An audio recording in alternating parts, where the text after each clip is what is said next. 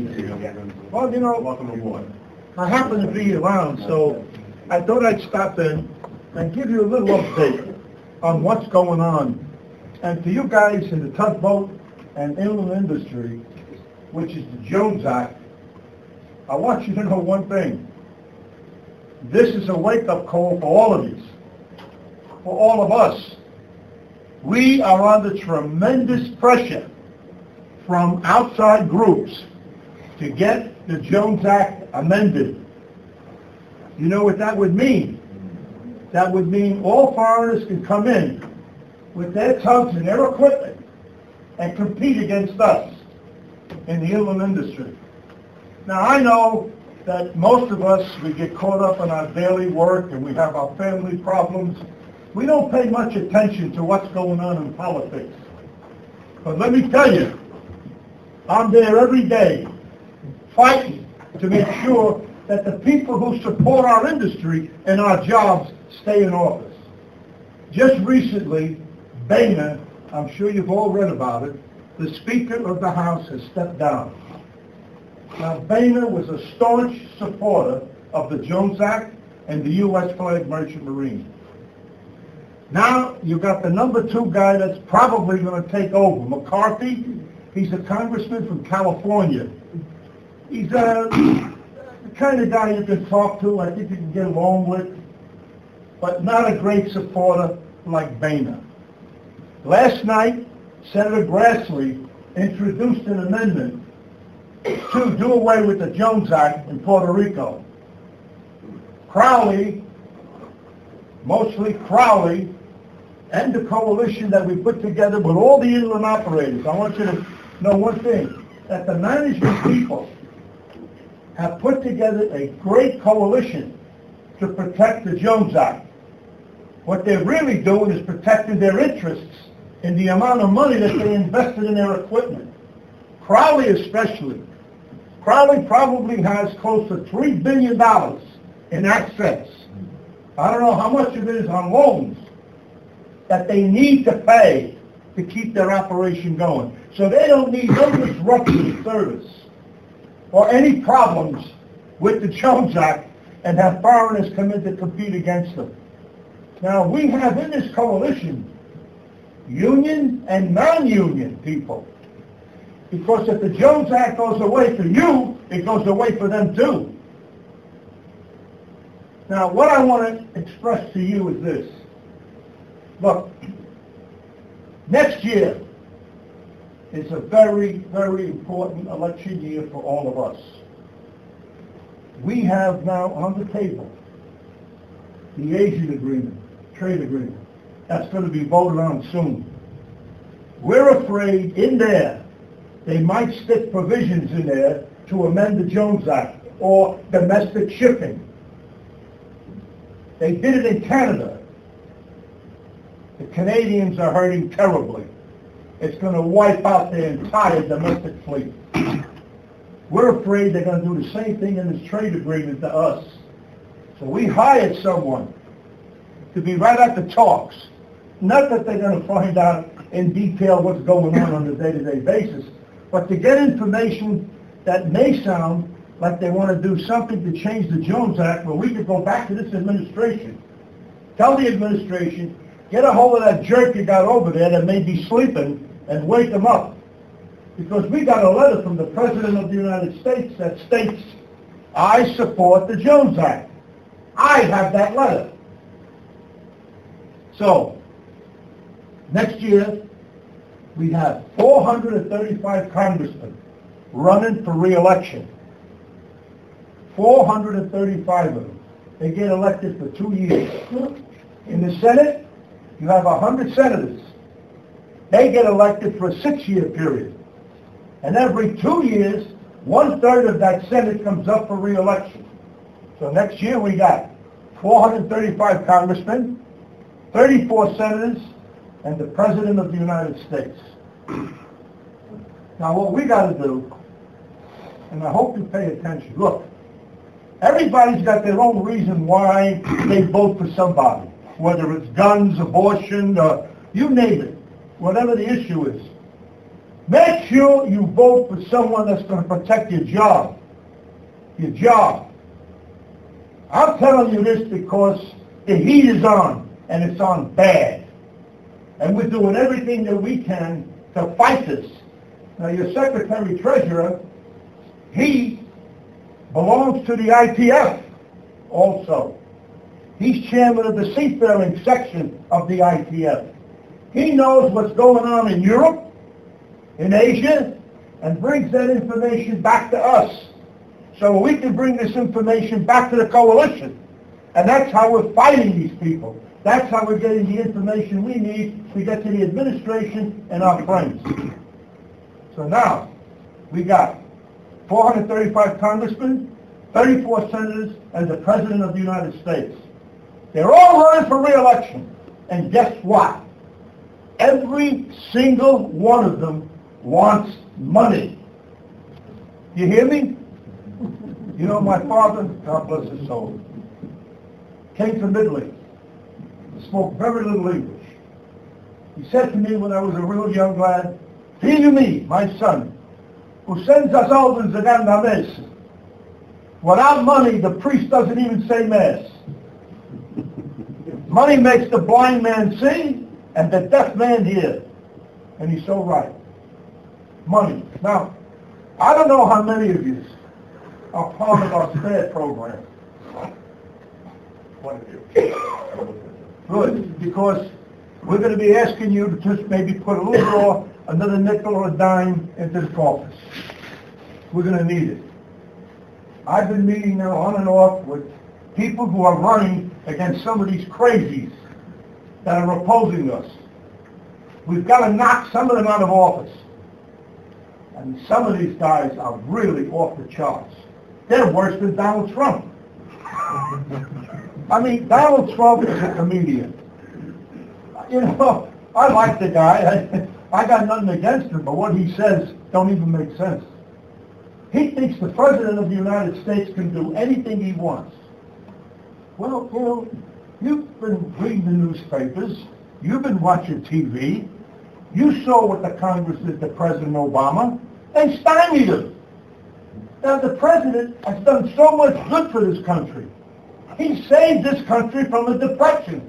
I don't think people remember back when he first got elected. The banks were going under, the insurance companies were going under, the financial institutions were going under, the auto industry was in, I mean, everybody was ready to go in the tank. He came in, he put a half-assed staff together, I gotta say that. But you know what? They stumbled, they mumbled, they fumbled, but they came up with a game plan. And the game plan was, help them, government, help them, bail them out. The Republicans were against it. But he had enough votes and people in office with common sense that decided what he wanted to do was the right thing to do. So he bailed them out, some of them. Not all of them, but some of them. And he got the economy back on its feet. And all of a sudden, the economy came back. Nobody gives him credit for that. He's done so much good. But my point here is, the president can only do so much with the powers that he has without working or getting approval from the House of Representatives or the United States Senate. You need both of them. So when I think of Donald Trump, and I think of the statements he makes, but I can just hear both of them saying, well, the Speaker of the House and the Majority Leader in the Senate, come here, son, sit down with us. Let's talk about the facts of life here, son.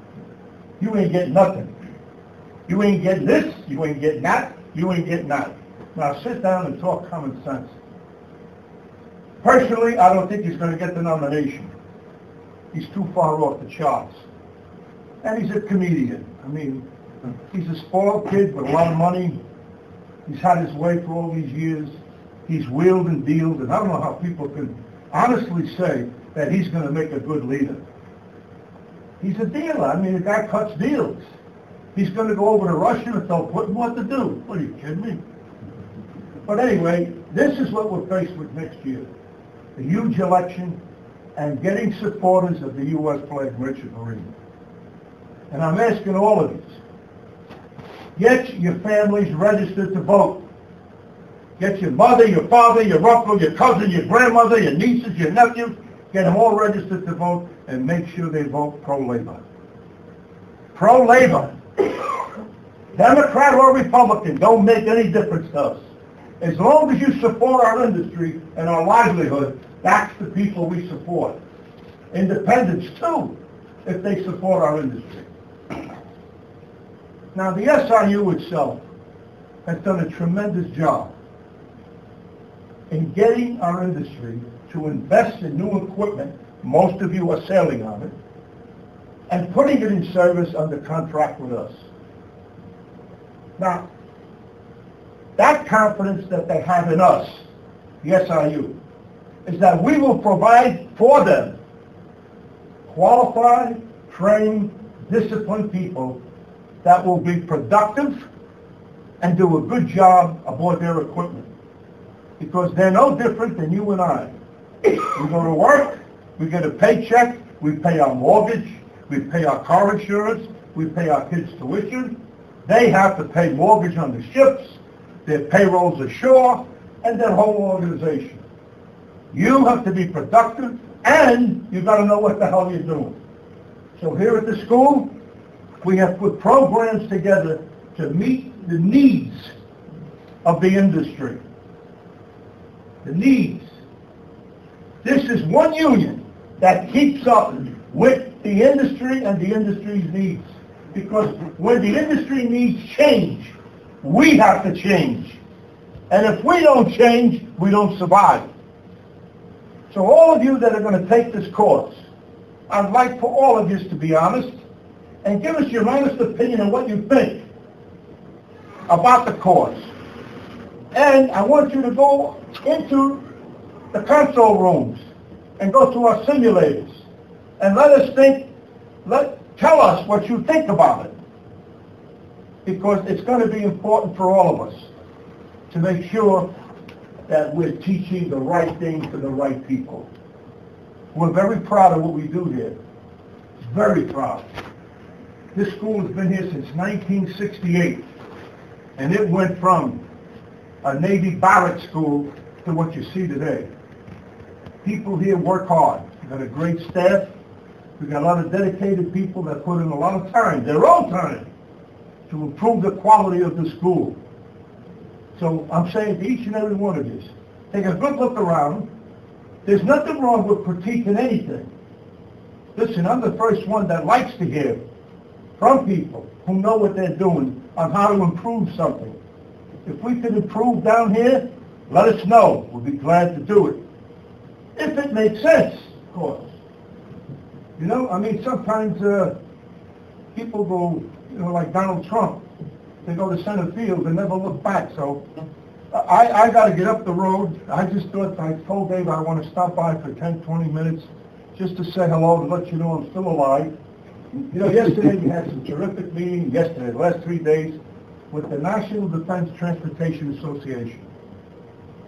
The National Defense Transportation Association is an association made up of the military called TRANSCOM.